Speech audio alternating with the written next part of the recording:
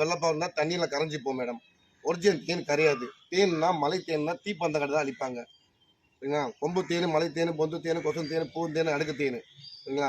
ஒரு ட்ராப் தண்ணியில் விட்டு பார்க்கணும். பாவு ஜீரம் தான் தண்ணியில் கரைஞ்சிப்போம், தண்ணி கலர் மாறிப்போம். ஒரிஜினல் தேன் தண்ணி கலர் மாறாது, தண்ணி இனிப்பு கொடுக்காது.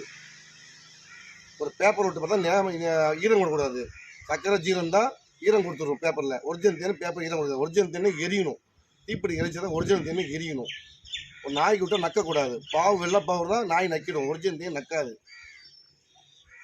சுடப்பால் தயிராக முடிச்சு காட்டுவான். இது மாதிரி சுத்தமான அக்காடு தண்ணி வாங்கியிருக்கேன். இந்த தண்ணியில் கண்ணாடி கிளாஸ் தான் போட்டு பார்க்கணும். ஃபுல்லாக தண்ணி ஊற்றணும். இதில் தண்ணி மாதிரி இருக்கு பாருங்க. நீங்கள் சொல்கிற மாதிரி சக்கரை ஜீரோ வெள்ளைப்பாவு இருந்தால் தண்ணியில் கரைஞ்சி தண்ணி கலர் மாறிப்போம். ஒரிஜினல் தேன் தேனுக்கு தண்ணிக்கு ஒட்டக்கூடாது, கரையக்கூடாது. தேன் கொடுத்துருக்கேன் உங்ககிட்ட. இப்போ பாருங்க சார், பாருங்க தேனை பாருங்க. தங்க மாதிரி ஜொலிக்கணும் தேன்னா.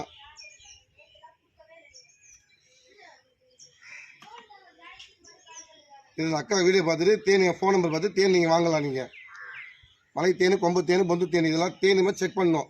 வெள்ளைப்பாவு ஜீரோ பண்ணால் தண்ணி கலர் மாறிப்போம். ஒரிஜினல் தேன் கலர் மாறாது. தண்ணி இனிப்பு கொடுக்காது. இந்தாக்கா சாப்பிட்டு பாருங்க. தண்ணி சாப்பிட்டு பாருங்க.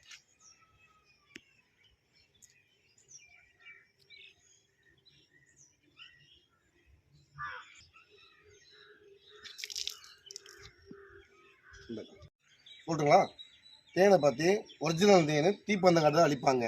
இதை நீ கண்ணாடி பாட்டில் சில்வர் பாத்திரத்தை தான் மாற்றிக்கணும். பிளாஸ்டிக்கு யூஸ் பண்ணக்கூடாது. சரிங்களா? தேன் ஒரு வாரத்தை விட்டு வெயில் வச்சு வெயில் படாமல் சாப்பிட்டா சூப்பராக சாப்பிட்டுக்கலாம். இல்லை இரும்பு கம்பி காய்ச்சி வச்சுக்கலாம். இல்லை அடுப்பில் காய்ச்சி வச்சுக்கலாம். தேன்னா 100 வருஷம் கெட்டு போகாது. அப்படியே கிடக்கும் சார்.